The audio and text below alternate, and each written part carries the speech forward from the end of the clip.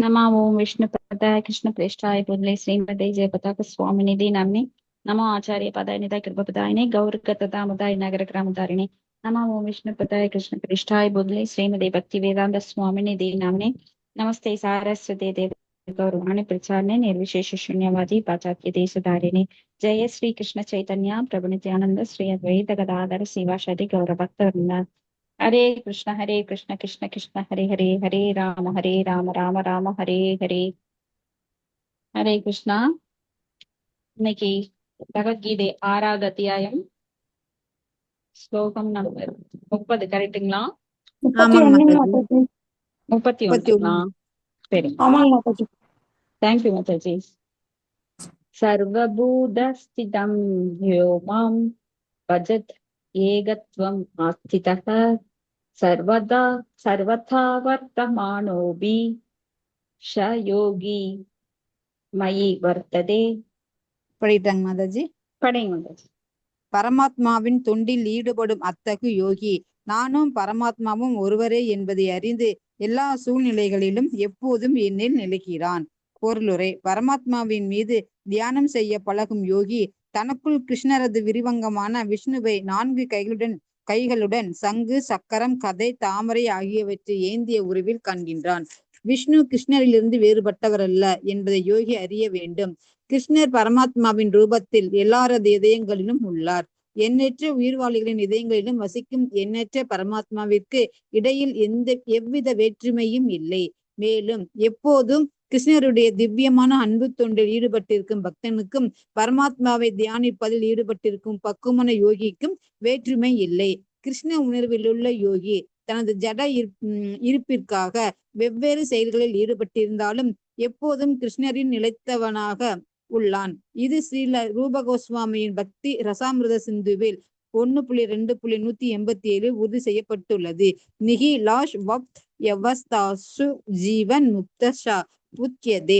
கிருஷ்ண உணவில் எப்போதும் செயல்படும் பக்தன் இயற்கையாகவே முக்தி பெற்ற நிலையில் உள்ளான். நாரத பஞ்சராஜ் சத்திரத்தில் இது பின்வருமாறு உறுதி செய்யப்பட்டுள்ளது. திக் காலாத்ய அனாவச்சின்னே கிருஷ்ணே சேதோ விதாயச தன்மயோ பவதி சிப்ரம் ஜீவோ பிரக்மணி யோஜயேத். காலத்திற்கும் இடத்திற்கும் அப்பாற்பட்ட கிருஷ்ணர் எங்கும் பரவியுள்ளார்.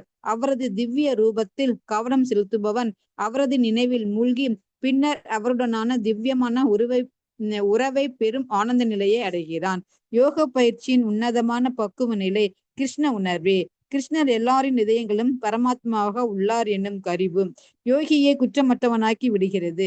பகவானது இந்த அசிந்திய சக்தியை வேதங்கள் கோபால தாபானி உபனிஷத் 1.21 பின்வருமாறு உறுதி செய்கின்றன. ஏகோ பீஷன் பகுதயோ வா பாதி. இறைவன் ஒருவரே என்ற போதிலும் எண்ணற்ற இதயங்களில் அவர் பலராக வீற்றுள்ளார். இது போலவே ஸ்மிருதி சாஸ்திரத்திலும் கூறப்பட்டுள்ளது. ஏக ஏவ பரோ விஷ்ணு சர்வ வியாபி நஷம் சயம் ஜஸ்வர்யாத் ரூபம் ஏகம் ச சூரியவத் தேயதே. விஷ்ணு ஒருவரே என்ற போதிலும் அவர் எங்கும் நிறைந்துள்ளார். சூரியன் எவ்வாறு ஒரே சமயத்தில் பல இடங்களில் தோற்றமளிக்கிறதோ அதுபோல தனது அசிந்திய சக்தியால் தனக்கென்று ஒரு ரூபம் உள்ள போதிலும் பகவான் விஷ்ணு எல்லா இடங்களிலும் வீற்றுள்ளார். ஹரே கிருஷ்ணா மாதாஜி. நன்றி மாதாஜி. கிருஷ்ணா, நன்றி மாதாஜி. இந்த கிளாஸ்ல நாம இந்த கேள்விகள் மூலமா பதிலை நிறைய நாம உங்ககிட்ட இருந்தே நாம இப்ப வாங்க போறோம். சரிங்களா? இப்போ பகவானை எந்த நிலைகளில் அறியலாம்? எல்லாரும் டக்கு டக்குன்னு பதில் சொல்லணும். தூங்கக்கூடாது யார் கிளாஸ்ல. எல்லாரும் கவனமா. பகவானை அறியும் 3 நிலைகள். சரி, 2வது கொஸ்டின் கொஞ்சம் கீழ்த்த வந்துட்டேன். சொல்லுங்க. இருங்க, நீங்க வேண்டாம், இருங்க, மத்தவங்களுக்கு சான்ஸ் கொடுங்க. பகவானை அறியும் 3 நிலைகள் என்ன? பரமாத்மா, ஹரே கிருஷ்ணா சொல்லுங்க.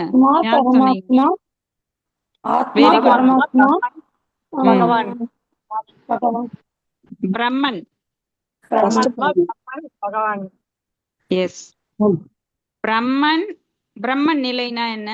பகவானோட ஒளிக்கற்றுகள், அந்த ஒளிக்கதிர்களில் இணையறது. பகவானோட ஒளிக்கற்றுல பிரம்மன், அந்த பிரம்ம ஜோதியில இணையறது.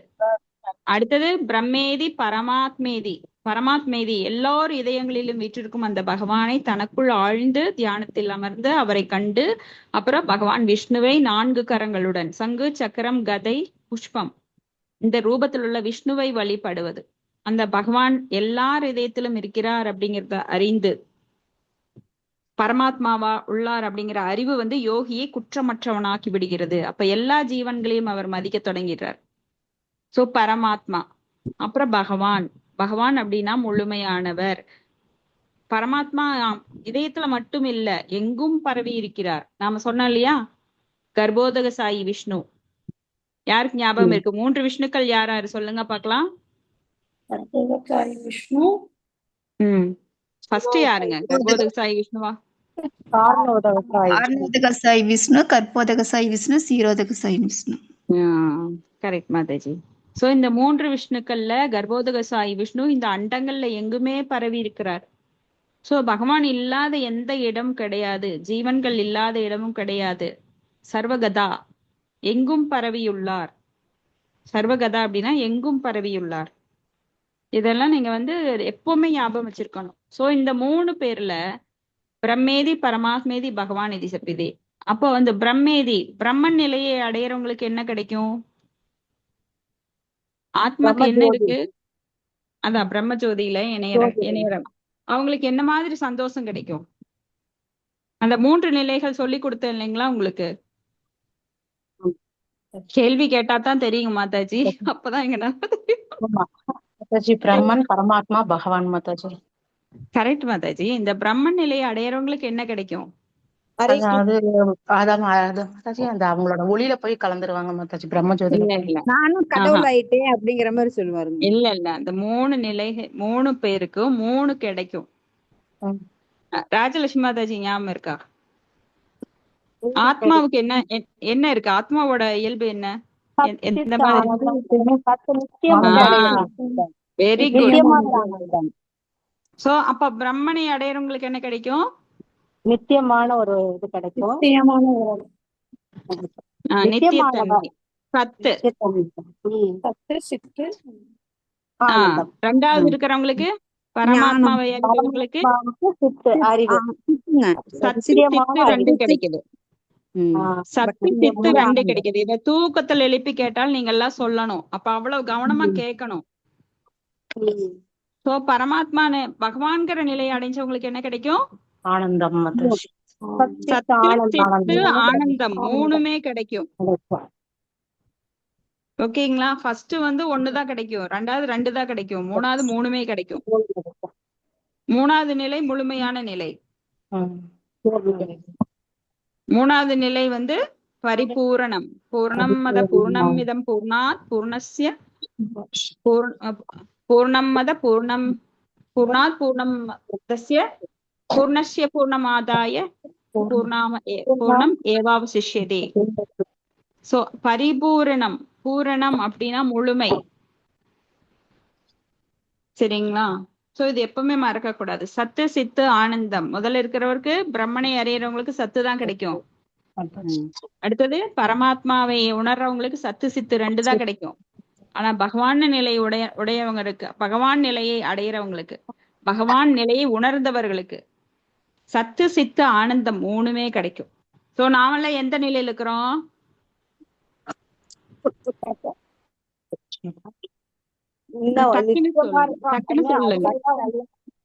இப்பதான் பக்தி யோகத்துல முழுமையான நிலையில தான் இருக்கிறோம்.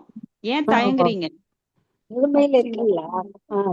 முழுமையான நிலையில தான் நாம பகவானை நோக்கித்தான் நம்மள. யாராவது நீங்க பிரம்மஜோதி அடைய முயற்சிக்கிறீங்களா, இல்ல பரமாத்மாவை மட்டும் அறிஞ்சிருக்கிறீங்களா? பகவானை முழுமையா அறிஞ்சிருக்கிறீங்க. சோ இந்த ஸ்டேஜ் நம்மளது, அதாவது லேர்னிங் ஸ்டேஜ்ல இருந்தாலுமே நாம தொடர்ந்து பக்தி தொண்டிலே இருக்கிறோம். சோ அந்த பக்தி தொண்டு முழுமை இல்லைனாலுமே முழுமையை உணர்ந்திருக்கிறோம்.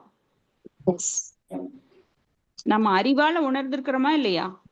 மக்கள் யாருமே தயங்க வேண்டாம். நம்ம முழுமையை உணர்ந்த நிலையில தான் பக்தி தொண்டு பண்ணிட்டு இருக்கிறோம். அறகுறை ஞானத்துல கிடையாது. அதனால நம்மளதெல்லாம் ரொம்ப விசேஷமான அறிவு.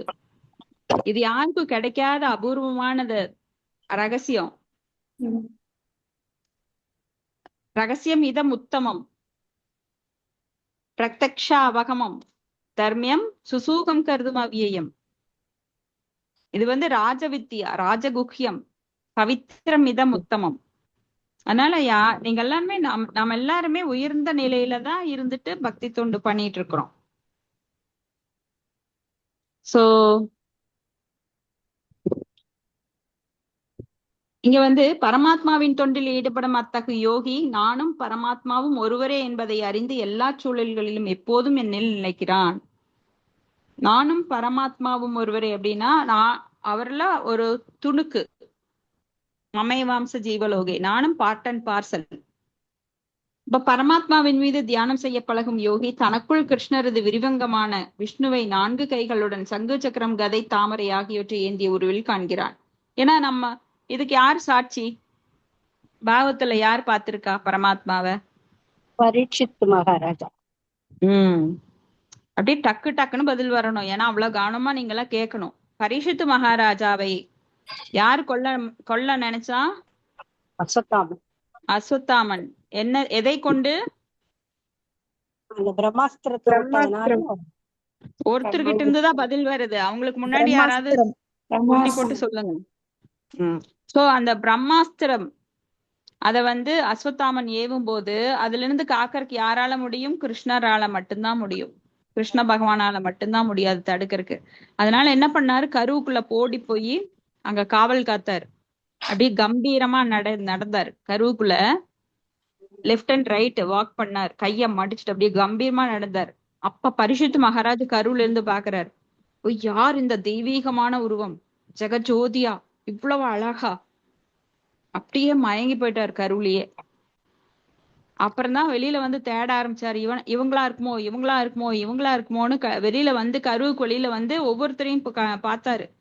ஐயோ, நான் பார்த்த உருவம் எங்க? அவர் மனசுக்குள்ள இதே கேள்வி. அதனாலதான் அவருக்கு பேரே பரீட்சித்து. பரீட்சை பண்ணிட்டே இருந்தாரு. அந்த உருவத்தை மறுபடியும் பார்க்க மாட்டேனான்னு ஏங்கினார். சரிங்களா? அப்போ அந்த பரமாத்மா அப்படிங்கிறது எல்லார் உள்ளத்திலையும் இருக்காங்க. மலத்தில் இருக்கிற புழுவுல கூட, யானையிலிருந்து அணு வரைக்கும், திமிங்கலம் வரைக்கும் எல்லா உயிரினங்களையுமே பரமாத்மா இருக்கிறார். சோ அந்த பரமாத்மாவின் மேல ஒரு யோகி தனக்குள்ளேயே தியானம் செய்து அந்த பரமாத்மாவை பார்த்து அப்படியே அவர் வந்து பக்தி தொண்டுக்கு வர்றாரு. அப்போ எப்பொழுதும் கிருஷ்ணருடைய திவ்யமான அன்பு தொண்டில் ஈடுபட்டிருக்கும் பக்தனுக்கும் பரமாத்மாவை தியானிப்பதில் ஈடுபட்டிருக்கும் பக்குவமான யோகிக்கும் வேற்றுமை கிடையாது. ஏன்னா பகவான் வந்து தன்னை விரிவங்கத்துல விஷ்ணுவாக உருவெடுத்திருக்கார். 4 இப்ப பார்த்தோம் இல்லைங்களா? சீரோதக சாய் விஷ்ணு, கர்ப்போதக சாய் விஷ்ணு, காரணோதக சாய் விஷ்ணுன்னு. அப்ப பகவான் வந்து விஷ்ணுவாகவும் அவரேதான் வர்றாரு. அப்ப கிருஷ்ண உணர்வில் உள்ள யோகி தனது ஜட இருப்பிற்காக வெவ்வேறு செயல்களில் ஈடுபட்டிருந்தாலும் எப்போதும் கிருஷ்ணனில் நிலைத்தவனாக உள்ளான். வெளியில பார்த்தா தெரியாது. பக்தனுக்கும் அபக்தனுக்கும் உள்ள வித்தியாசம் தெரியாது. ஏன்னா அவனும் குளிக்கிறான், சாப்பிட்றான், வெளியில போறான். இவனும் அதையே தான் பண்றான். இது என்ன பெரிய பக்தன் அப்படின்னு மத்தவங்க நினைக்கலாம். ஆனா உணர்வால் அவர் வேறுபட்டவன். உணர்வை வந்து கண்ணால பார்க்க முடியாது. இப்ப நான் பாக்குறேன், ராஜலட்சுமி மாதாஜி, ஜெகதா மாதாஜி எல்லாம் பாக்குறேன். நிறைய பேரை நம்ம வெளியில பார்ப்போம். நாமெல்லாம் வந்து உள்ளத்துல நினைக்கிறது தான் புன்னகையிலையும் கொண்டு வருவோம். அப்ப பக்தனோட புன்னகையில வேஷம் இருக்காது. ஆனா ஜடத்துல ஈடுபட்டிருக்கிறவங்க பாருங்க, நாம போனோம் அப்படின்னா சிரிப்பாங்க. ஆனா மனசுக்குள்ள ஏன்டா அவன் வந்து தொலைச்சான். முகத்துல மட்டும்தான் சிரிப்பு இருக்கும். ஆனா உள்ளத்துல கபடம் இருக்கும். உன்னால கண்டுபிடிக்க முடியாது.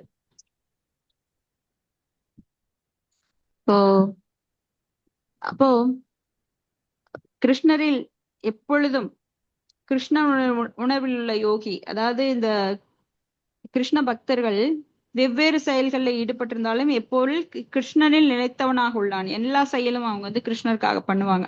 கிருஷ்ணரை பத்தி பேசுவாங்க, கிருஷ்ணரை பத்தி கேட்பாங்க. கோயிலுக்கு போறதுக்கு தயங்க மாட்டாங்க, அங்க சேவை செய்யறதுக்கு தயங்க மாட்டாங்க. இங்க வந்து ரூப கோஸ்வாமி பக்தி ரசாமிர்த சிந்துல சொல்றார், கிருஷ்ண உணர்வில் எப்போதும் செயல்படும் பக்தன் இயற்கையாகவே முக்தி பெற்ற நிலையில் உள்ளான்.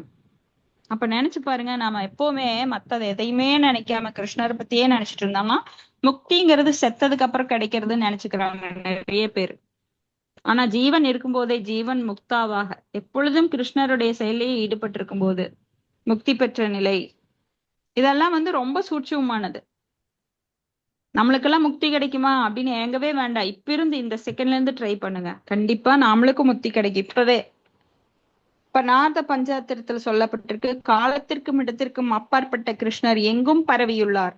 அவரது திவ்ய ரூபத்தில் கவனம் செலுத்துபவன் அவரது நினைவில் மூழ்கி பின்னர் அவருடனான திவ்ய உறவை பெறும் ஆனந்த நிலையை அடைகிறான். சோ பக்திங்கிறது சும்மா எல்லா செயல்கள்லயும் ஈடுபட்டுட்டு பக்தி ஒரு பார்ட் அப்படின்னு நினைக்க கூடாது. இது ஒன்றும் பார்ட் இல்ல, இது ஃபுல் டைம். நாங்க பார்ட் டைம் போறோங்க, நிறைய பேர் கேள்விப்பட்டிருக்கீங்களா? பார்ட் டைம் ஒர்க், சரி கொஞ்சம் வேலை செய்வாங்க, கொஞ்சம் ரிலாக்ஸ் பண்ணுவாங்க. அப்படியெல்லாம் கிடையாது. பக்தியில ஃபுல் டைம் ரிலாக்ஸேஷன் தான். ஏன்னா பகவானை பற்றி பேசுவது, கேட்பது, அவரை பற்றி அவரது நினைவில் மூழ்குவது எல்லாமே நம்மளுக்கு எப்பவும் ஆனந்தம், பிளிஸ்ஃபுல்னஸ். இது மகிழ்ச்சி, மனதுக்குரியது மகிழ்ச்சி. ஏன்னா மனம் தூய்மை கிடையாது, அது மனம் இடத்துக்கு இடம் தாவிட்டே இருக்கும். சோ மனதால் அடைவது மகிழ்ச்சி, உடலால் அடைவது இன்பம்.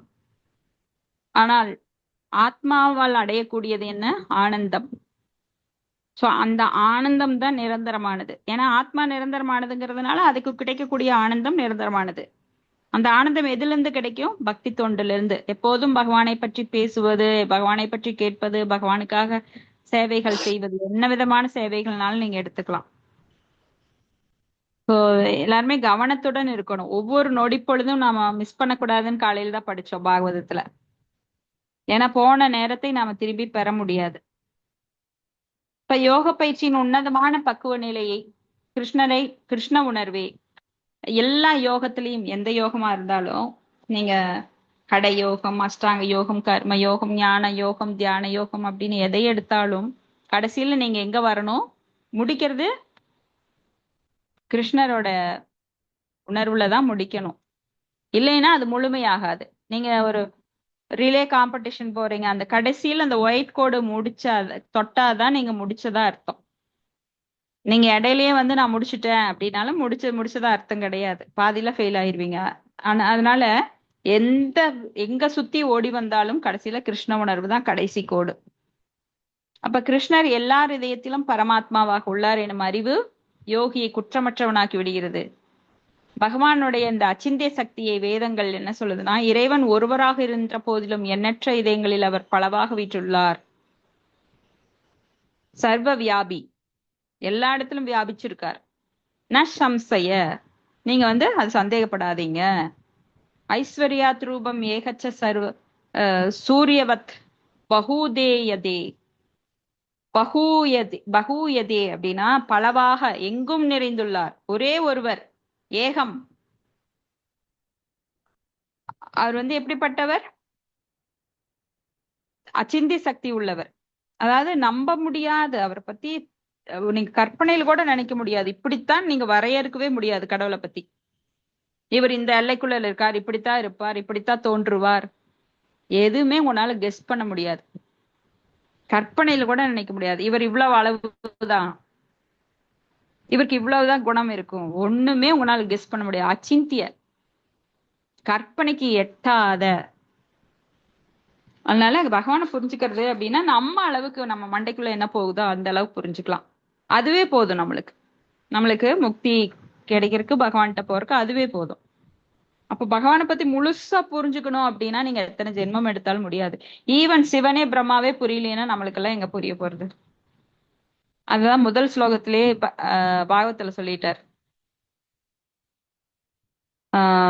ஞானிகளும் யோகிகளும் கூட முயந்திய சூரையக. சூரையக அப்படின்னா, சூர அப்படின்னா தேவர்கள், அசுர அப்படின்னா அசுரர்கள். அவர்கள் கூட குழப்பம், முயந்தி அப்படின்னா குழப்பம் அடைவது. முயந்தி யத் சூரையக. சோ எல்லாருமே குழப்பம் அடைகிறாங்க. எப்படி இந்த நீர்ல இருந்து நெருப்பு வருது, நெருப்புல இருந்து நெருப்புல இருந்து நிலம் வருது, நிலத்திலிருந்து இப்படி ஒவ்வொன்றும் எப்படி தோன்றுகிறது, எப்படி மாயாஜாலமா இதெல்லாம் நடக்குது, ஒன்றுடன் ஒன்று இணைந்து அந்த பொருட்கள் எவ்வாறு உருவாகிறது. அப்பப்பா, சயின்டிஸ்ட் ஒரு சின்ன இதை கண்டுபிடிச்சிட்டு ஒரு 0.00000.5 அதை கண்டுபிடிச்சிட்டு நாங்க தான் பெரிய ஆளுங்கன்னு அவங்களா நினைச்சுக்கிறாங்க. மாயா அபகிருத ஞான ஆசூரம்பாவம் ஆசிரிதம். மாயினால மயக்கப்பட்ட அறிவுனால நாங்கெல்லாம் கண்டுபிடிச்சிட்டோம், நாங்கெல்லாம் பெரிய ஆளுகன்னு சொல்றாங்க.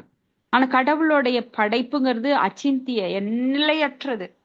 அதையெல்லாம் யாராலையும் புரிஞ்சுக்கவே முடியாது. நீங்க ஒரு ஒரு சின்ன துளியூண்ட மலைக்கு கீழே இருக்கிற ஒரு மண்ணு எடுத்து ஆராய்ச்சி பண்ணி அதை ஓரளவு தெரிஞ்சுக்கிட்டா அதுக்கே அந்த ஆட்டம் போடுறாங்க. முதல்ல எல்லாம் கோள்கள் 9ன்னு சொன்னாங்க, நவகிரகங்கள்னு சொன்னாங்க. அதுக்கப்புறம் வர்றதுக்கெல்லாம் பேர் வச்சாங்க. அதுக்கப்புறம் நிறைய கண்டுபிடிச்சுங்க. இப்ப எல்லாம் எண்ணற்ற கோள்கள் இருக்கு, அதுக்கெல்லாம் பேர் வச்சு மாளாதுன்னு விட்டுட்டாங்க. ஏன்னா அந்த உபகரணங்கள், கருவிகள் அன்னைக்கு அவ்வளவு டெவலப் ஆகாத சமயத்துல அவங்களால ஓரளவு தான் பார்க்க முடிஞ்சது. இப்பெல்லாம் நிறைய கருவிகள் பெருசு பெருசா கண்டுபிடிக்கிறதுக்கு உருவாக்கி அதுல வச்சு பாக்குறாங்க. அப்பப்பா, கோள்கள் கோடிக்கணக்கா இருக்குது, இதெல்லாம் நம்ம எண்ணவே முடியாதுன்ட்டாங்க. இது இவ்வளவு நம்ம அறிவு அவ்வளவுதான். ஏன்னா நம்ம எல்லாம் மாய்க்குட்பட்டவர்கள். நம்மளுக்கு இருக்கிற கண் பார்வை இந்த 4 செவத்துக்கு மேல போகாது. இருக்கிற 4 செவத்துக்குள்ளேயே நம்மளால எத்தனை பொருட்கள் இருக்கிறன்னு கண்டுபிடிக்க முடியாது. கண்ணு முன்னாடியே இருக்கா, அது தெரியாது நம்மளுக்கு. அப்புறம் பார்த்தா இங்கதான் இருக்கான்னு நினைப்போம். அப்போ இந்த உலகத்தை எப்படி இந்த பார்வை வச்சுட்டு நாம் எப்படி பார்க்க முடியும்? அடுத்தது ஸ்லோகம் 32. ஆத்மௌபம் ஏன சர்வத்ர சமம் பஸ்யதி யோர்ஜுன சுகம் சுகம் வாயதி வாதுகம் சயோகி பரமோ மதஹ. ஹரே கிருஷ்ணா. படிக்கிறீங்களா? நான் படிக்கிறேன். அர்ஜுனா, எவன் ஒருவன் எல்லா உயிர்களுடைய சுக துக்கங்களை தன்னுடன் ஒப்பிட்டு காண்கிறானோ அவன் பரம யோகியாக கருதப்படுகிறான். பொருளுரை, கிருஷ்ண உணர்வில் இருப்பவனே பரம யோகியாவான். அவன் தனது சுய அனுபவத்தால் எல்லோருடைய சுக துக்கத்தையும் அறிவான். உயிர்வாழி துன்பப்படுவதற்கான காரணம் இறைவனுடனான தனது உறவை மறந்திருப்பதே. மேலும் மகிழ்ச்சிக்கான காரணம் கிருஷ்ணரே மனிதனின் எல்லா செயல்களுக்கும் உன்னத அனுபவிப்பாளர். கிருஷ்ணரே எல்லா நாடுகளுக்கும் கிரகங்களுக்கும் உரிமையாளர். கிருஷ்ணரே எல்லா உயிர்வாளிகளின் உற்ற நண்பன் என்பனவற்றை அறிவதே. உயிர்வாளி கிருஷ்ணருடனான தனது உறவை மறந்ததன் காரணத்தால் ஜட இயற்கையின் குணங்களால் கட்டுப்படுத்தப்பட்டு மூவகை துன்பங்களுக்கு உட்படுத்தப்படுகிறான் என்பதை பக்குவமான யோகி அறிவான். மேலும் தான் மகிழ்ச்சியாக இருப்பதால் கிருஷ்ண உணர்வினன் கிருஷ்ணரை பற்றிய ஞானத்தை எல்லா இடங்களிலும் விநியோகிக்க முயற்சி செய்கிறான். பக்குவமான யோகி கிருஷ்ண உணர்வை அடைவதன் முக்கியத்துவத்தை பிரச்சாரம் செய்ய முயல்வதால் அவனே உலகிலேயே மிகச்சிறந்த வள்ளலும் பகவானின் மிக நெருங்கிய தொண்டனும் ஆவான். நச்ச தஸ்மான் மனுஷ்யேஷி கஷ்டின் மே பிரிய கிருத்தமக. பகவத்கீதை 18.69 சொல்லப்பட்டது. அதாவது, இறைவனின் பக்தன் மற்ற உயிர்வாளிகளின் நலனை எப்போதும் விரும்புவதால் அவன் எல்லாருக்கும் உற்ற நண்பனாக உள்ளான். அவனே சிறந்த யோகி ஆவான். ஏனெனில் அவன் தனது சுய லாபத்திற்காக யோகத்தில் பக்குவமடைய விரும்பாமல் பிறருக்காகவும் முயல்கிறான். அவன் சக உயிர்வாளிகளிடம் பொறாமை கொள்வதில்லை. தனது சுய முன்னேற்றத்தை மட்டும் விரும்பும் யோகிக்கும் இறைவனின் தூய பக்தனுக்கும் உள்ள வேற்றுமை இதுவே. பக்குவமான தியானத்திற்காக தனியிடத்திற்கு செல்லும் யோகி ஒவ்வொரு மனிதனையும் கிருஷ்ண உணர்வினை நோக்கி திருப்புவதற்கு தன்னால் இயன்றவரை முயலும் பக்தனை போன்று பக்குவம் அடைந்தவன் அல்ல. ஹரே கிருஷ்ணா. தேங்க்யூ மாதாஜி. சோ நாம எல்லாம் கஷ்டப்படுறதுக்கு காரணம், உண்மையான காரணம் என்ன? கடவுளை மறந்துருக்கிறத, கிருஷ்ணரை மறந்துட்டோம். ஆமா, இறைவனுடனான நமது உறவை மறந்திருக்கிறது தான் நம்ம கஷ்டத்திற்கு காரணம். அப்போ மகிழ்ச்சிக்கான காரணம் கிருஷ்ணரே மனிதனின் எல்லா செயல்களுக்கும் உன்னத அனுபவிப்பாளர். கிருஷ்ணரே எல்லா நாடுகளுக்கும் கிரகங்களுக்கும் உரிமையாளர். கிருஷ்ணரே உயிர்வாளிகளின் உற்ற நண்பன். இந்த ஸ்லோகம் எதுல வருது? கார்பண்ய தோஷம் இல்லை. ஆஹா, கார்பண்ய தோஷம் அர்ஜுனா சொல்றாரு. 5வது அத்தியாயத்துல கடைசி ஸ்லோகம், போக்தாராம் யக்ய தபசாம் சர்வலோக மகேஸ்வரம் சுக்ருதம் சர்வபூதானாம் ஞாத்வா மாம் சாந்திம் ருச்சதி. அமைதி எப்பொழுது கிடைக்கும், அமைதி எப்பொழுது கிடைக்கும் அப்படின்னா இந்த ஸ்லோகத்தை நீங்க சொல்லணும். போக்தாராம், எல்லா போக்தாராம்னா யாகங்களையும் என்ன? தானே. அனுபவிப்பவன். போக்தா அப்படின்னா அனுபவிப்பன். அகம் போக்தா, அகம் கர்த்தா, நான் தான் செய்யறவன், நான் தான் அனுபவிக்கிறவங்கிற எண்ணம் இருந்தா நம்மளுக்கு கண்டிப்பா மகிழ்ச்சி கிடைக்காது. பகவான் தான் அனுபவிப்பாளர், அவள் தான் எல்லாவற்றையும் செய்பவர் அப்படிங்கிற எண்ணம் எப்போது நம்மளுக்கு நிலையாக நம்ம மனசுல ஆழமா பதியுதோ அப்பதான் நம்மளுக்கு மகிழ்ச்சி கிடைக்கும். சுக்ருதம் சர்வபூதானாம், எல்லாருக்கும் உற்ற நண்பன் யாரு? எல்லா உயிர்வாளிகளுக்கும் உற்ற நண்பன் கடவுள் தான். இப்ப காட்டுல ஒரு மரம் வைக்கிறீங்க, அந்த மரத்துக்கு நீங்க தண்ணி, சரி மரம் வளருது, அந்த மரத்தை யாரு பாதுகாக்கிறா? காட்டுக்குள்ள போய் டெய்லி யாராவது தண்ணி ஊத்துறாங்களா? இல்லை. அது எப்படி தானா வருதா? கிடையாது, அதுக்கு பகவான் ஏற்பாடு பண்ணியிருக்காரு. யானைகள் நிறைய இருக்கு, நம்மளுக்கெல்லாம் பஞ்சம்னு சொல்றோம், ஆப்பிரிக்கால பஞ்சம், மக்கள் எல்லாம் மடியிறாங்கன்னு. ஆனா காட்டுல யானைகளுக்கு யாராவது பஞ்சத்தை ஏற்படுத்தி இருக்காங்களா? பட்டினியால் யானைகள் 50 யானைகள் மடிந்து கிடந்தன, யாராவது நியூஸ் வந்திருக்கா? இல்லை. இல்லை. அப்போ எல்லாவற்றிற்கும் பராமரிப்பாளர் அவர்தான். ஆனா ஆப்பிரிக்கால பஞ்சம் வருது எதனால? மனிதர்கள் நாமளே பஞ்சத்தை செயற்கையா ஏற்படுத்திடுறோம். ஒருத்தர் பெரிய பங்களால இருக்கான், இன்னொருத்தர் குடிசையில இருக்கிறான். இந்த வேறுபாடுகள் நான் யாரு கொடுத்தது? பகவான் கிடையாது. நாம அடுத்தவங்களதை சேர்த்து நாம எடுத்துக்கிறோம். ஆனா ஒரு குருவியோ யானையோ அப்படி எடுத்துக்கிறது இல்ல. நான் நிறைய மரத்தை முறிச்சு போட்டு ஃப்ரிட்ஜ்ல அடைக்கிற மாதிரி ஒரு யானை கொண்டு போய் அடைச்சு வச்சிருதான், இதை நாளைக்கு நம்மளுக்கு இருக்காது, 10 வருஷத்துக்கு நாம கொண்டு போய் ஸ்டாக் பண்ணி வச்சுக்கலான்னு. ஆனா மனுஷன் என்ன பண்றான்? எல்லா குடோன்லயும் ஸ்டாக் பண்ணி வச்சு செயற்கையான தட்டுப்பாட்டை ஏற்படுத்தி விலைவாசிய தானாக ஏற்றி அந்த மார்க்கெட்டை ஏத்தி அவனே லாபம் சம்பாதிக்கிறான். அதனால ஈசாவாசிய கொள்கையை அங்க யூஸ் பண்றது கிடையாது. ஈசாவாசியம் இதம் சர்வம் எத்கிஞ்சிய ஜெகத்யாம் ஜெகத் தேனே தெக்தேன புஞ்சிதா மா கிருத கசி ஸ்வித்தனம். அப்ப எல்லா உயிர்வாளிகளுக்குரிய பங்கை இது கம்யூனிசம் கொண்டு வந்தாங்க. கம்யூனிசம்னா எல்லாருக்கும் சமமா நாம பிரிச்சு கொடுக்கணும் அப்படின்னு. ஆனா அது நடக்குதா? உண்மையில கேட்டா அதுவும் நடக்கல. அதுலயும் தலைவன் நிறைய எடுத்துக்குவான். சோ இந்த சமமான கொள்கை அப்படிங்கிறதுமே இங்க நடக்கல. சமத்துவ கொள்கை எல்லாம் யாருகிட்டயுமே கிடையாது. சோ யாருக்கு எவ்வளவு கிடைக்குதோ, எவ்வளவு சுரண்ட முடியுமோ அடுத்தவங்களையும் சேர்த்து சுரண்ட வச்சு அனுபவிக்கிறாங்க. அதனாலதான் இந்த செயற்கையான தட்டுப்பாடு, உணவு பஞ்சம் இதெல்லாம் வருது, விலை ஏற்றம் எல்லாம். கடவுள் நம்மளுக்கு என்ன பண்ணிருக்காருன்னா பூர்ணம், அவரவருக்கு உண்டானதை அவரவரே ஏற்பாடு பண்ணிக்கிற மாதிரி, இந்த உலகமே உற்பத்தி அதே பண்ணிக்கிற மாதிரி எல்லாத்தையுமே நமக்கு கொடுத்துருக்காரு. யாராவது இந்த உலகத்துல இருந்து அடுத்த உலகத்துல யாராவது கடன் வாங்கி தண்ணி வாங்குறாங்களா? இல்ல உணவு உற்பத்திக்கு பத்தலைன்னு சொல்லி அங்க வாங்குறோமோ? கிடையாது, எல்லாமே இருக்கு. ஆனா செயற்கையான தட்டுப்பாட்டை ஏற்படுத்துறதுனாலதான் எல்லா பஞ்சம் வருது. பகவான் நம்மளுக்கு எல்லாருமே கொடுத்திருக்காரு. அப்ப மகா மந்திரத்தை, அந்த யாகங்கள், யக்ஞங்களை, யாக சக்கரம் சரியாக நடைபெறும் போது தேவர்கள் திருப்தி அடைந்து அவர்கள் மழையை கொடுக்கிறார்கள். அதன் மூலமா தானியம் வருது. அந்த தானியங்களை கொண்டு மனிதர்கள், எல்லா ஜீவராசிகளும் நிறைவு பெற்று மறுபடியும் மனிதர்கள் என்ன பண்றாங்க? அதை தேவர்களுக்கு யாகத்தின் மூலமாக அர்ப்பணிக்கும் போது அவர்கள் மகிழ்ச்சி அடைந்து மழையெல்லாம் தர்றாங்க. அதன் மூலமா பயிர்கள் வருது. இப்படியாக அந்த யாக சக்கரம் சுழன்று கொண்டே இருக்கிறது. அப்போ உயிர்வாளி கிருஷ்ணரோட உறவை மறந்ததுனாலதான் ஜட இயற்கை குணங்களால் கட்டுப்படுத்தப்பட்டு மூவகை துன்பங்களுக்கு உட்படுத்தப்படுகிறான் அப்படின்னு ஒரு யோகிக்கு தெரியும். ஏன்னா இந்த 3 குணங்கள், சத்துவ ரஜோ தமோ குணங்கள், அது இருக்கிற வரைக்கும் நாம என்ன பண்ணுவோம்? இருமைகள் இருப்போம். கஷ்டம் நஷ்டம், லாபம் நஷ்டம், கஷ்டம் மகிழ்ச்சி, இரவு பகல், இப்படி எல்லாவித இருமைகளும் இந்த ஜட உலகத்துல மட்டும்தான் இருக்கு. அப்ப இந்த துன்பங்கள் நம்மளுக்கு மேலும் மேலும் இந்த குணங்களால வருது அப்படிங்கிறது யோகிக்கு தெரியும். அப்ப அவன் இருமையை கடந்து அந்த துன்பங்கள், மூவகை துன்பங்களை கடந்து அந்த சுத்த சத்துவ நிலைக்கு வரும்போது அவன் வந்து பகவானோட குணங்களை பெற்று அவன் பக்குவம் அடைகிறான். அத பக்குவமான யோகி. இப்ப மேலும் தான் மகிழ்ச்சியாக இருப்பதால் கிருஷ்ண உணர்வுடன் கிருஷ்ணரை பற்றிய ஞானத்தை எல்லா இடங்களிலும் விநியோகிக்க முயற்சி செய்கிறான். தான் பெற்ற இந்த இன்பம் வையகம் பெறவே நான் மட்டும் இதுல இருந்தா சந்தோஷமா இருக்குது அப்படின்னா நம்ம என்ன பண்ணுவோம், ஒரு நல்ல ஒரு பொருள் கிடைச்சதுன்னா அம்மா என்ன பண்ணுவா, தன்னோட குழந்தைக்கு அதை தான் சாப்பிடாம ஒளிச்சு வச்சு அந்த குழந்தைக்கு கொடுப்பா. அது போல கிருஷ்ண பக்தன் வந்து மிகவும் தாராள மனமுடையவன்.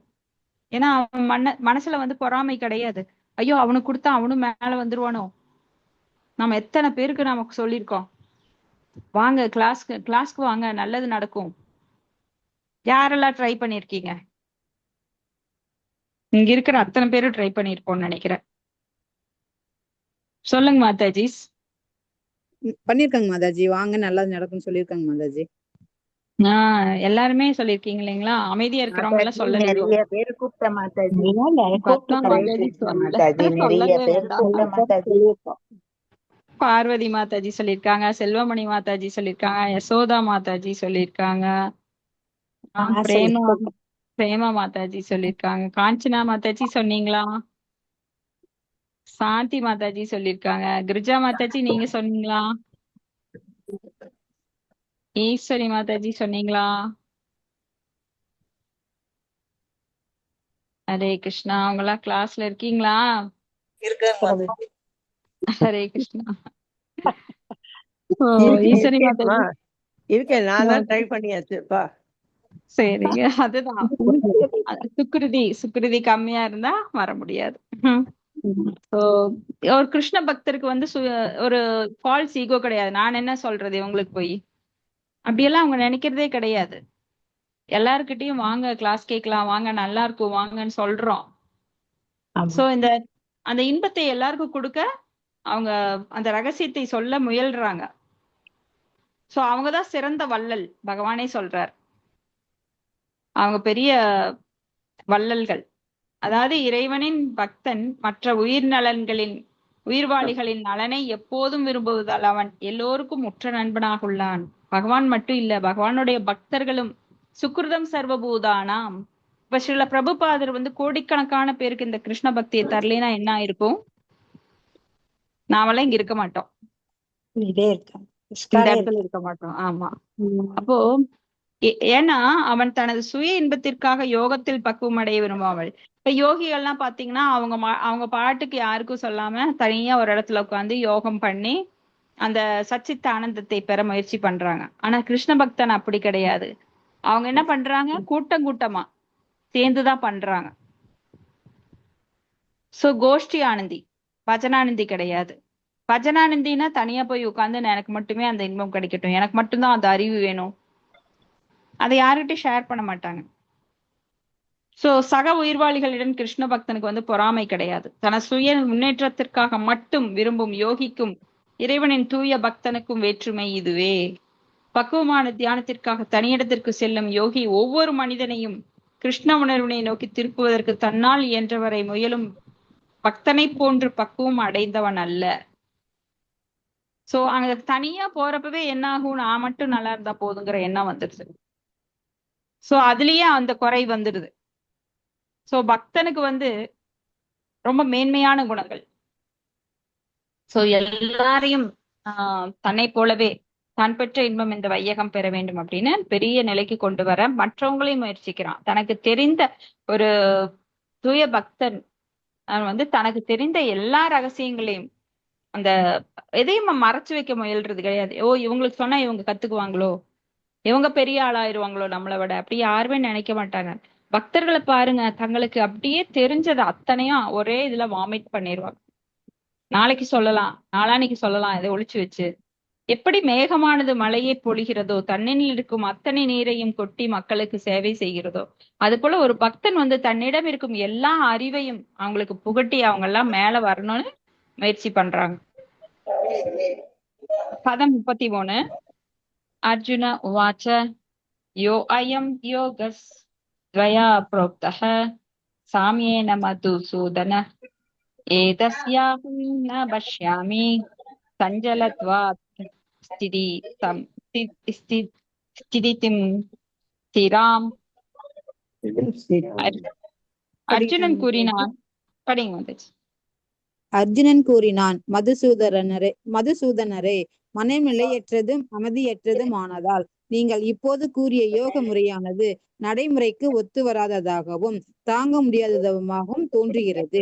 பொருளுரை. பகவான் கிருஷ்ணரால் அர்ஜுனனிடம் விவரிக்கப்பட்ட சுசவ் தேசே என்று தொடங்கி யோகி பரம என்று முடியும் யோக முறை இயலாததாக கருதி அர்ஜுனனால் இங்கு நிராகரிக்கப்படுகின்றது. ஒரு சாதாரண மனிதன் வீட்டை விட்டு வெளியேறி மலையிலோ காட்டிலோ உள்ள தன்னிடத்திற்கு சென்று யோகத்தை பயில்வதென்பது இக்கலியுகத்தில் இயலாத காரியமாகும். தற்போதைய யுகத்தில் குன்றிய ஆயுளை கழிப்பதே கடும் போராட்டமாக விளங்குகிறது. எளிமையான நடைமுறைக்கு ஒத்துவரக்கூடிய தன்னுறவு பயிற்சிகளிலேயே மக்களுக்கு அக்கறை இல்லாத போது வாழும் முறை, அமரும் விதம், இடத்தேர்வு, ஜட ஈடுபாடிலிருந்து விடுபட்ட மனம் போன்ற விதிகளை கொண்ட கடினமான யோக முறையை பற்றி கேட்பானேன்? நடைமுறையை உணர்ந்த மனிதன் என்ற முறையில் பற்பல வழிகளில் தனக்கு சாதகமான வாய்ப்புகள் இருந்த போதிலும் இந்த யோக முறையை பின்பற்றுவதை அசாத்தியமாக கருதினான் அர்ஜுனன். அரச குடும்பத்தைச் சேர்ந்தவனான அவன் பற்பல நற்குணங்களை உடையவன். அவன் மாபெரும் போர் வீரன், நீண்ட வாழ்நாளை உடையவன். எல்லாவற்றிற்கும் மேலாக பரமபுருஷ பகவான் ஸ்ரீ கிருஷ்ணரின் நெருங்கிய நண்பன். நம்மிடம் தற்போது இருப்பதை விட 5000 வருடங்களுக்கு முன்பு பன்மடங்கு வசதிகளை பெற்றிருந்தும் அர்ஜுனன் இந்த யோக முறையை ஏற்க மறுத்தான். உண்மையில் அவன் இந்த யோக முறையை பயிற்சி செய்ததாக நாம் சரித்திரத்திலும் காண முடிவது இல்லை. எனவே கலியுகத்தில் இம்முறை பொதுவாக அசாத்தியமானதாக கருதப்பட வேண்டும். ஒரு குறிப்பிட்ட விசேஷமான மனிதர்களுக்கு வேண்டுமானால் இது சாத்தியமாகலாம். ஆனால் சாதாரண மக்களுக்கு இது இயலாத காரியமாகும்.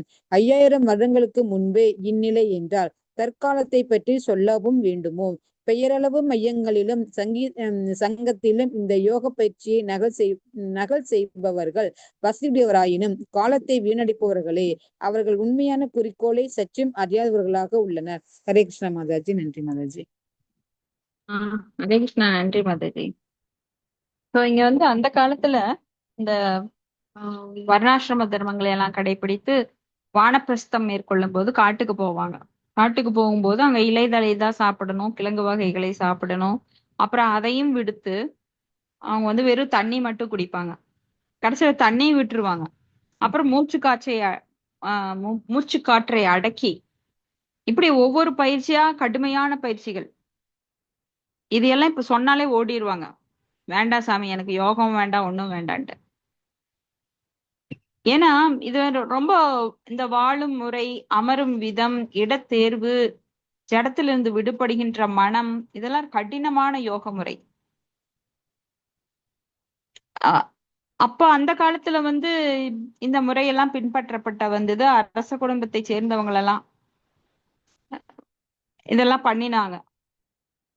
அர்ஜுனன் கூட இத வந்து ரொம்ப கஷ்டம். ஏன்னா காட்டுல போய் மூச்சை அடக்கி அதெல்லாம் என்னால முடியாதுங்க. ஏன்னா அவன் ரஜோகுணம். சத்திரியன் எப்படிப்பட்ட ரஜோகுணம் சத்துவ குணம் உடையவன். காட்டுல போய் உக்காந்த மனசு அடங்குமா? ஏன்னா அவன் போர் புரியற அந்த உணர்வு வந்து அவனுக்கு எப்பவுமே வேகமா இருக்கும். ரஜோகுணத்துல பேசுறது, அவன் சாப்பிடுறது. சோ எப்பவுமே போர் புரியறவங்களை பாத்தீங்கன்னா ஏதாவது ஒரு பயிற்சியில ஈடுபட்டு இருப்பாங்க, வேட்டைக்கு போவாங்க. அவங்க வந்து எப்பவுமே யாரை அடக்குறது அப்படிங்கிற ஒரு குணத்துல எப்பவுமே தீவிரமா இருப்பாங்க. அதனாலதான் அந்த ரஜோ குணத்துல இருக்கிறவங்க தான் ராணுவ பயிற்சி, அந்த மாதிரி போலீஸ்காரங்க அவங்க எல்லாம் ஆக முடியும். சத்துவ குணத்துல இருக்கிறவங்க அப்படி போய் பண்ண முடியாது, பயிற்சி பண்ண முடியாது, மத்தவங்கள அடக்க முடியாது. இப்ப பிராமணர்கள் பாத்தீங்கன்னா மெதுவா பேசுவாங்க, சாஃப்டான சாப்பாடு. அவங்களாம் ரொம்ப ரஜோகுண சாப்பாடு, ரொம்ப நிறைய வட்டல் நிறைய போட்டு சாப்பிட்டு எக்ஸசைஸ் பண்ணி கடுமையா ராணுவ பயிற்சி இருக்கும் பாருங்க. அதெல்லாம் பார்த்துட்டீங்கன்னா ரொம்ப கடுமையான பயிற்சி. அப்படியே தாண்டணும், குதிக்கணும், ஓடணும், வெயிட் எல்லாம் தூக்கணும். கடுமையான பயிற்சி நீங்க பார்த்துருப்பீங்க. அதெல்லாம் பிராமணர்களுக்கெல்லாம் ஒத்துக்காது. ஏன்னா அவங்க ரொம்ப மென்மையா அளவா சாப்பிடுவாங்க, 2 நேரம் தான் சாப்பிடுவாங்க, அது காய்கறிகள். இப்படி அவங்க பேசுறதே அமைதியா பேசுவாங்க, சத்தம் கூட பெருசா வராது. அவங்க எப்பவுமே மந்திரங்களை ஒழிச்சிட்டு இருப்பாங்க. அவங்கள போய் மூட்டை தூக்குனா தூக்க முடியுமா? தமோ குணத்துல இருக்கிறவங்களுக்கு மூளையே வேலை செய்யாது. அவங்கள மந்திரம் சொல்ல சொன்னா அவங்களுக்கு படிப்பும் வராது, மந்திரம் வராது. சோ அவங்க வந்து உடல் உழைப்பால மற்றவர்களுக்கு செய்ய முடியும். பெரிய பெரிய மூட்டை தூக்கலாம். அந்த மாதிரி நிறைய நிறைய வேலைகள் செய்வாங்க. சோ இப்படி ஒவ்வொருத்தருக்கும் அவங்க குணத்திற்கு தகுந்த மாதிரி சாதுர்வன்ய மயா சிஷ்டம் குண கர்ம விபாகச்சக அப்படின்னு சொல்லி பகவான் பிரிச்சு வச்சிருக்கார். இது வந்து உணர்வுக்கு தகுந்த மாதிரி. இந்த காலத்துல கற்பனைக்கு தகுந்த மாதிரி அதை வந்து அப்படியெல்லாம் ஒண்ணும் கிடையாது, எல்லாரும் ஒண்ணு அப்படின்னு ஒண்ணாயிர முடியுமா? அதாவது தமோ குணத்துல இருக்கிறவனும் சத்து குணத்துல இருக்கிறவன் ஒண்ணாயிர முடியுமா? ஏன்னா உணர்வுக்கு தகுந்தாப்புலதான் பகவான் பிரிச்சிருக்காரோ தவிர உடம்புக்கு தகுந்த மாதிரி. வெளிப்புற உடம்பு பார்த்தா எல்லாருக்கும் ஒரே மாதிரி தான் இருக்கும். நீயும் மனுஷன், நானும் மனுஷன், ஆண் பெண் இதுதான் வேறுபாடு, மத்ததெல்லாம் வேறுபாடு கிடையாது அப்படின்னு முட்டாள் சொல்லுவான். ஆனா இது சூட்சுமா பார்த்தாதான் புரியும். ஒவ்வொருத்தருக்கும் ஒவ்வொரு உணர்வு இருக்கும். சத்துவகுணத்துல இருக்கிறவன் சத்துவகுண செயல்களை செய்வான். ரஜோகுணத்துல இருக்கிறவன் மேலோங்கி இருப்பவன். அதாவது ஒருத்தர் ஒரு குணத்துல இருக்க முடியாது. 3 குணங்களும் கலந்து 81 விதமாக அது கலந்து கலந்து எல்லாருக்குள்ளயும் இருக்கு. சோ எது மேலோங்கி இருக்குதோ அந்த குணத்தின்படி அவன் செயல்படுவான். சோ இதெல்லாம் வந்து அப்படி இருக்கிறவங்க காட்டுக்கு போனாங்கன்னா இந்த பயிற்சியெல்லாம் பண்ண முடியாது. ஏன்னா அது கடுமையானது. அப்ப அர்ஜுனன் கூட சொல்றாரு, என்னாலெல்லாம் முடியாது. பகவான்கிட்ட போட்டி பேசிட்டு என்னன்னு சொல்றாருன்னா, என்னை வந்து கொல்ல சொல்றீங்க, என்னோட உறவினர்கள் அவங்களெல்லாம் கொல்றதுக்கு எனக்கு கஷ்டமா இருக்கு, பேசாம நான் காட்டுக்கு போயிடுறேன் அப்படின்னு. காட்டுக்கு போனா என்ன ஆகும் அதைத்தான் சொல்லிட்டு இருக்காரு. இந்த மாதிரி தியான யோகம், அஷ்டாங்க யோகம் இதெல்லாம் நீ பண்ணுவியா? முதல்ல பட்டினியா இருக்கணும். ஒரு ரஜோ குணத்துல ஒரு சத்துவ குணத்திலயும் ராஜாவா இருந்த ஒருத்தர் சுகபோகமா அரண்மனையில வச்சுட்டு நிறைய சாப்பாடெல்லாம் நல்ல வகை வகையா சாப்பிட்டுட்டு காட்டுல போய் ஒண்ணுமே இல்லாம உட்காரு அப்படின்னா உட்கார முடியுமா? கடுமையான பயிற்சி எடுத்தவங்களால பேசாம உட்காந்துட்டு இருக்க முடியுமா? அடக்கி ஆளும் தன்மை உடையவங்க. அப்ப காட்டுல போய் ஏதாவது பிரச்சனை வந்ததுன்னா வாளை எடுத்துட்டு ஏன்டா 2 பேரும் சண்டை போடுறீங்கன்னு வெட்ட போயிடுவார்.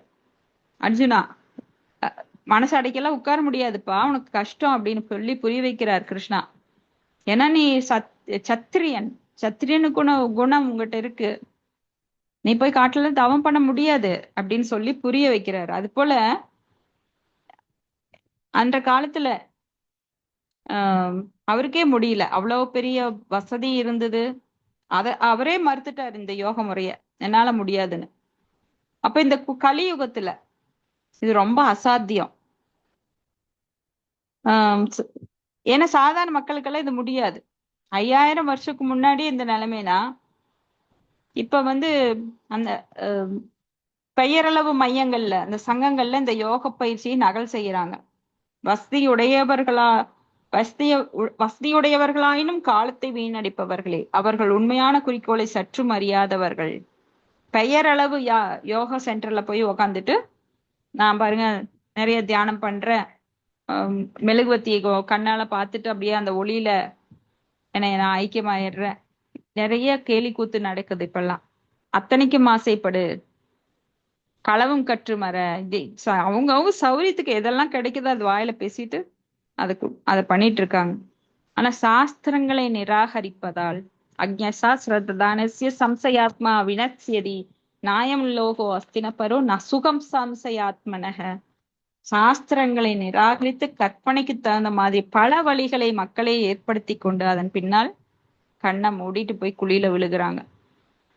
இதோட முடிச்சுக்கலாம். அடுத்தது 34வது நாளைக்கு பார்க்கலாம். யாருக்காவது ஏதாவது கருத்துக்கள் இருந்தா கேள்விகள் இருந்தா பார்க்கலாம்.